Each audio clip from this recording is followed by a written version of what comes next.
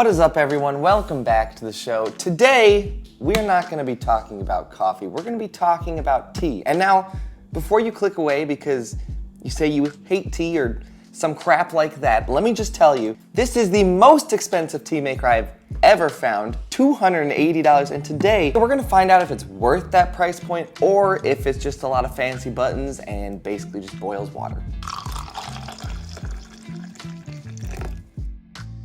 Hello, happy Friday. So wonderful to see you all here today. It's gonna be a little different today, but I'm excited. You know, just because we always talk about coffee doesn't mean we always have to talk about coffee. And today we're gonna switch it up, take a little curve, and talk about a different brewing method because on occasion, you know, maybe later in the day when I'm not looking for as much caffeine, I do enjoy a cup of tea, whether that be, you know, hot tea or iced tea. So today we are gonna talk about the Breville Tea Maker.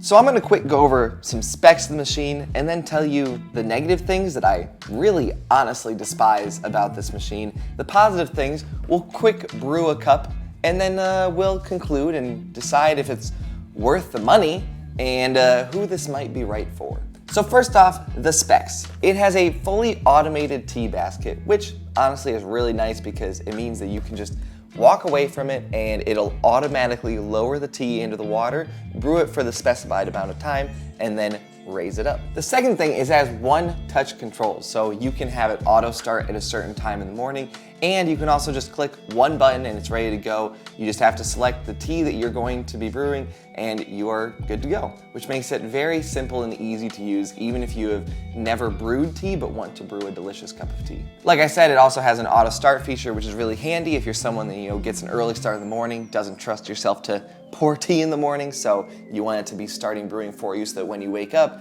you have a delicious cup of tea. And also along with that, it has a keep warm feature, which we'll come back to later. There's also this lovely strength button where you can choose if you want your tea strength to be mild, medium, or strong, or customize it, you know, if you're brewing a lot more water and trying to use less tea. It's a really handy feature, and I really like this one. And the last thing is it is a 51-ounce brewer. So this thing can hold so much water, it's ridiculously large.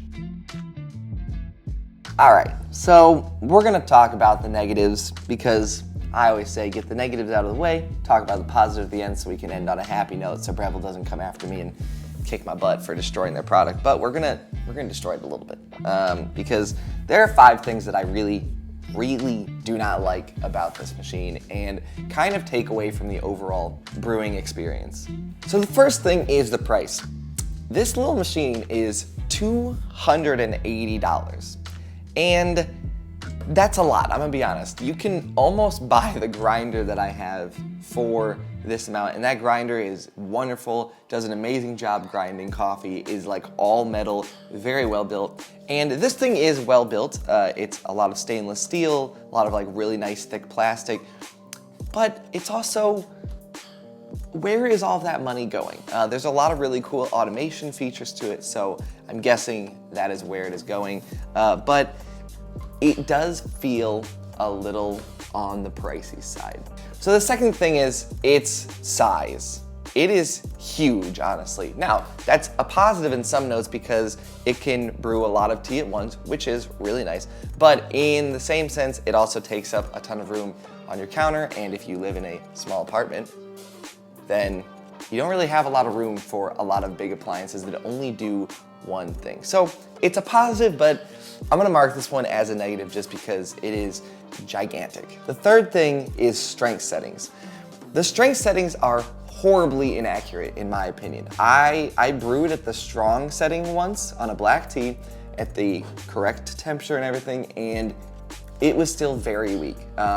Every time that I have brewed one of the teas that I have tried after, you know, trying it on the recommended settings, I've been using my custom times for it, and I've been customizing each brew time, and a lot of them are over a minute longer than what they recommend to get a like strong cup of tea. Now maybe this is just a personal preference by me, maybe it's because I drink a lot of coffee so I like a little bit of a stronger beverage, but it just feels that if you're gonna label something as strong, it should be strong and I shouldn't need to use the custom controls so often. But like, that could also be me. If you've used this, I would love to hear your thoughts. All right, so the fourth point is about this little scoop. So in theory, you think this would be nice. Oh wow, they give you a scoop, you can dose out your tea, and you're good to go. Wrong. Because the problem with tea, which is also a similar problem when you try to measure coffee by scooping, is that just like if you were to take a teaspoonful of finely ground coffee and compare it to a teaspoonful of coarsely ground coffee, the finely ground coffee will be much heavier and have probably a couple extra grams than the coarsely ground coffee, because the coarse coffee allows more air in between it, so therefore you can fit less coffee in the actual teaspoon. The same thing goes for tea. There are a lot of teas, like especially a lot of black teas, that are a lot smaller, very small pieces, and you can fit a lot in a teaspoon. There's a lot of white teas, a lot of leafier teas, herbal teas that are much bigger pieces, and you really can't fit a lot in this teaspoon. And when you look at their Quick Start Brew Guide, which is fantastic, and I do love it, but it says that you should be able to use 2 scoops for a 16-ounce cup, and that is ridiculous because I measured out 2 scoops, and at best you are getting 2 grams of tea, which for 16 ounces is so low. At the coffee shop, we use 8 grams of tea for a 12-ounce cup. I'm not good at math, but you can do the math, or maybe I'll throw in the math. It's not comparable. It is so little tea, and it's inconsistent because it's a scoop. I hate this. I understand why they gave it. It's a marketing thing. It makes some people's lives easier, but just don't give this and tell people to weigh it out or something. It's trash. Get rid of it. Whoops. And the final thing that I don't really like is on here it lists 1,200 milliliters as the max for tea. So basically it's saying you can fill this to 1,200 milliliters, make tea without any issues. Well, I've done this a couple times, and I've also read online that a lot of other people have had this problem where they'll fill it to that 1,200, the basket will lower, it doesn't quite read it right, and it lowers it too far, and the lid pops off, tea comes out, which is a tragedy because one of the nice things about this machine is that you can literally pop the tea basket out in one piece and just dispose of everything together. So if all the tea leaves come out, it kind of defeats the purpose of that. It's just dumb. That's just dumb. It would have been nice if they just labeled it as 1,000 as the T max. Honestly, that would have been great. But they didn't, so it's just something you have to know. And it could also just be maybe the basket lid is not on tight enough. Maybe it needs some calibration things. I'm not sure, but it's happened a couple times.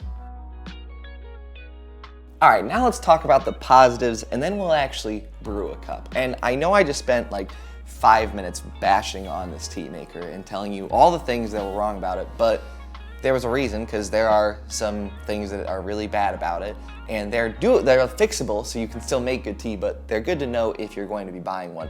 But there are also a lot of features about this that I really, really love.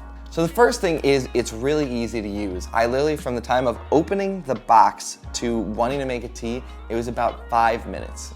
It was literally everything came assembled. I had to throw it on the counter, put the tea basket in, put the lid on, plug it in, and I was ready to go. All I needed to do was add water. They give you this really lovely quick start guide for cleaning it at the beginning.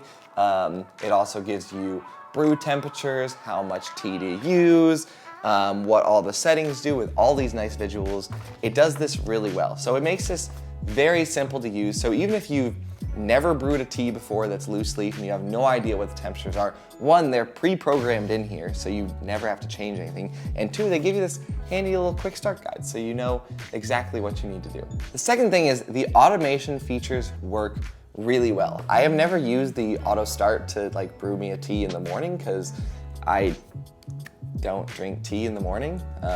It doesn't wake me up that much, but everything I've seen from testing is that it would work very well. You can literally just set a time and it'll brew it for you. So you just have to fill it with water, put your tea in the night before, and it'll have a cup of tea ready for you in the morning, which honestly is a really nice factor, which brings me to a very important point before we continue. One of my problems when I was initially thinking about the review on this was I was comparing this to brewing a tea the normal way, which is you boil water, you get it to the right temperature, and you pour it with your tea leaves, tea bag, and you let it brew. And for me, that was ridiculous to say that $280 was worth it because it's just so expensive compared to what you can do with just pouring hot water in a cup with tea and make a delicious cup of tea. But then I realized I was approaching this in the wrong way, and this should not be compared to a normal tea method. It should be compared to a good coffee maker at home, because honestly, that's what this is. It's doing the same thing. You're brewing more than one cup at a time. There's a lot of automatic features where you can have it start at a certain time, it'll auto stop for you, and those features are really nice. One of the biggest problems with teas is they're very easy to over extract. If you forget about them, leave them in the cup, you come back, it's been 10 minutes, your tea is probably ruined depending on the tea that it is because you have over extracted it. Now it's just bitter, nasty, you throw it down the drain, you start again. With this, you're never going to over extract the tea. It's just fact, because the tea will automatically raise out of the water when the brew time is done. So you could literally get ready for the morning, set this to go change, get everything ready you need, be gone for 20 minutes, still have a hot cup of tea that is perfectly extracted, which is really, really nice. It's also incredibly consistent. It's been making the same cup of tea every time I make it, as long as I'm following the same recipe, and it makes a really good cup of tea every time. So the third positive is the keep warm feature. I like it because it keeps it warm, and it also has features where it won't burn up if it accidentally evaporates all the water. But a small problem, the keep warm setting, and I don't think there's a way to change this, is set, it feels like at 110 degrees, it's lukewarm. I made a tea yesterday, I left it for about 45 minutes, and it was warm, but it was still not hot. And when I see keep warm, I kind of want it to be hot or pretty close to the temperature, because I brewed a tea, if I brewed it at 185, have it be close to it, not warm and lukewarm. So it's a good feature, but might need some tweaks. And finally, it really does make delicious tea. It's really good, honestly, and it makes it very simple to use, and it just takes a lot of the human error out of making tea, which I really do appreciate. But I've been sitting here talking about making tea, so we're gonna make a quick cup of tea, and then we'll wrap up with the conclusion. All right, let's brew a cup of tea. Like I said, it's really easy. All you need is the brew basket, obviously. Fill it up with water. I used a little over 500 milliliters. We're going to weigh out some tea, because that is the proper way to do this to make sure you are consistent and have good tea. That was loud. So I'm gonna use 7 grams.